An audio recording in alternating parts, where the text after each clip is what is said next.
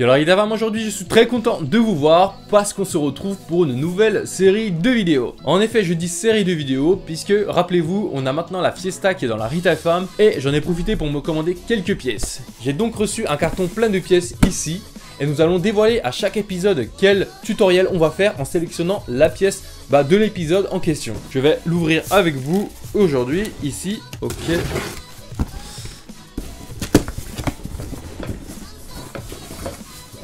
Pour aujourd'hui, ce sera donc les bougies d'allumage.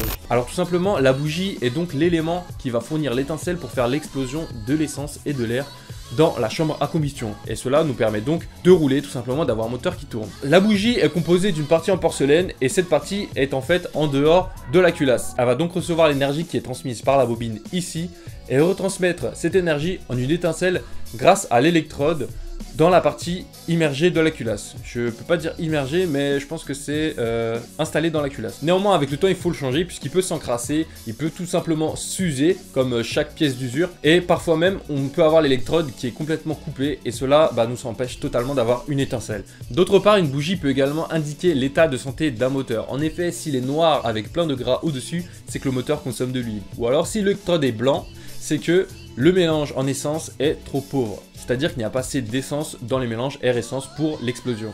Ce qui peut conduire à quelques dégâts sur le moteur à la longue. Voilà, donc le changement des bougies est pour moi dans la liste des tâches annuelles que je dois faire pour la voiture. Nous allons donc voir dans cette vidéo comment le changer très simplement avec un minimum d'outillage. Et action! Pour ce faire, on va donc accéder au moteur dans un premier temps.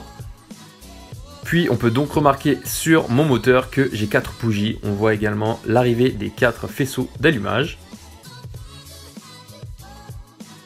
Pour commencer, il suffit que je retire le faisceau d'allumage, que je me munisse d'une clé spéciale pour bougie. Et puis j'ai juste à appliquer son utilisation tout simplement.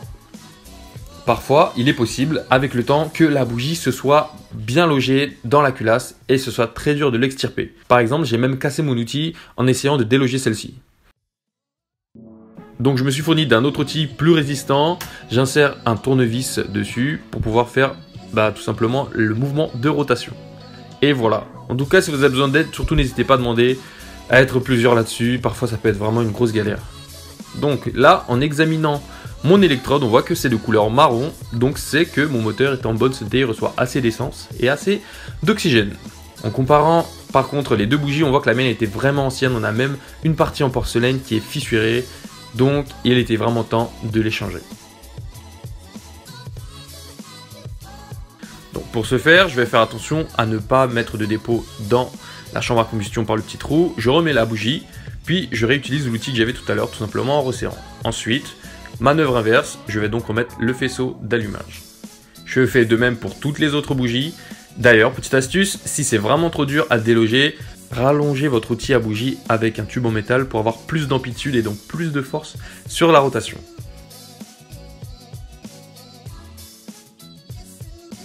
Bien sûr, n'oublie pas de démarrer la voiture pour voir si tout fonctionne comme il faut.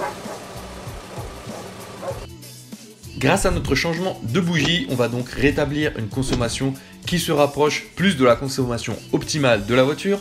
On va également se rétablir les performances de la voiture en partie. Et également, on va gagner en souplesse puisque le moteur n'aura plus de contraintes pour avoir une explosion optimale. Tout cela est donc lié à une meilleure qualité de l'explosion. Et voilà donc pour le changement des bougies, c'est super simple, vraiment, il faut juste y aller par étapes et bien sûr ne pas oublier de resserrer tout ça comme il faut. Si cette vidéo vous a plu, n'hésitez pas à me le dire en commentaire ou tout simplement liker la vidéo comme d'habitude et à partager. Comme vous l'avez compris, j'ai donc un carton rempli de pièces pour la Fiesta et à ce jour j'ai donc plusieurs vidéos de prévues pour l'entretien de cette voiture. Donc je vous y retrouve, à très bientôt pour une nouvelle vidéo.